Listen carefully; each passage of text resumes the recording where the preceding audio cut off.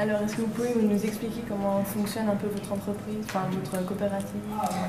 Alors d'abord, je m'appelle Brigitte Laverlido, je suis infirmière de métier. Je suis la présidente de la coopérative des vergers de piqûres, qui est un des acteurs de l'agriculture contractuelle sur Genève. D'accord. Pourquoi avez-vous choisi l'agriculture contractuelle et avoir créé une coopérative? Alors, faire de l'agriculture contractuelle, c'est-à-dire être très proche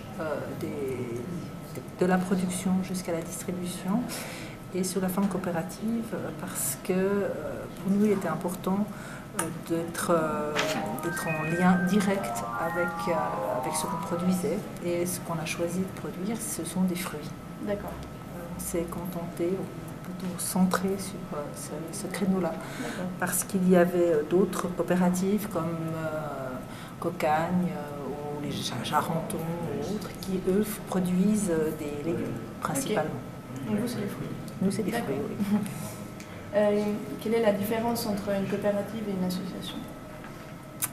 Alors, c'est principalement une forme juridique différente. On a choisi cette forme juridique de coopérative parce que chaque coopérateur a une part sociale, qu'on a une assemblée générale, et que les décisions sont prises par un conseil d'administration et entériné ou discuté en assemblée générale. Et pour nous, à terme, cela veut dire qu'on peut se développer et éventuellement après, dans quelques années, aller sur les marchés ou je ne sais pas. Nous verrons. Pour le moment, on n'en est pas là. D'accord. Est-ce que l'État ou un autre organisme vous subventionne? Pas du tout. Pas du tout. D'accord. Quelle sorte de clients avez-vous et sont-ils réguliers? Alors nous n'avons pas de clients, nous avons des coopérateurs et les fruits qui sont produits sont redistribués le plus équitablement entre les coopérateurs. D'accord.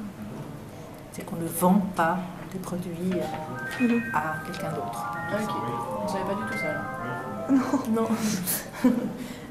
Combien d'employés avez-vous? Nous n'en avons pas. Non, c'est le principe de la coopérative, de notre coopérative, c'est que chacun travaille pour.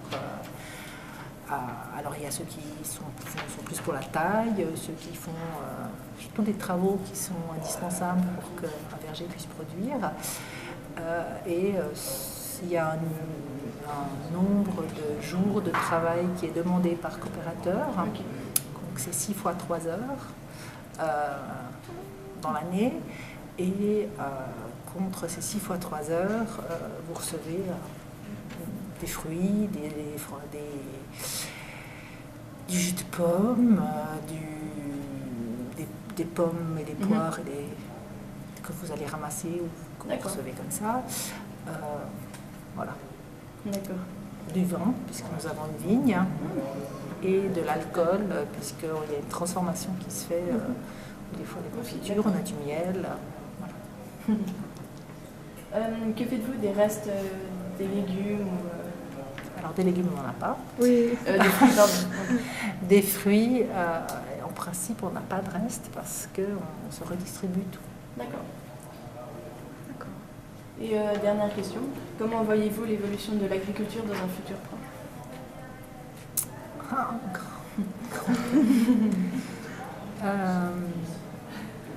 Alors je pense et je milite en tout cas pour qu'il y ait une agriculture, en tout cas une certaine part, que l'agriculture à Genève puisse rester compétitive, qu'il y ait une place encore plus importante pour l'agriculture contractuelle, c'est-à-dire qu'il y ait la possibilité pour les consommateurs de pouvoir avoir une maîtrise sur ce qu'ils mangent et pas toujours manger des citrons qui viennent de je sais pas où, des fraises à Noël, parce que c'est pas la saison. Ça pollue énormément, ça. Ouais. D'accord. Donc c'est aussi une question d'apprendre. Comprendre ce qui nous appartient et d'éviter. Ah, mais les gens sont souvent pas au courant que les fraises à Noël, si, quand même. Donc ça fait 60. Par contre, que les pommes du mois de juin On peut en avoir au mois de juin qui ne soient pas fripés parce qu'ils sont conservés dans des frigos. Il y a très peu de gens qui le savent. C'est sûr. Merci beaucoup. Oui, merci beaucoup. Mais de rien. Je pense que même à 80, on peut peut-être...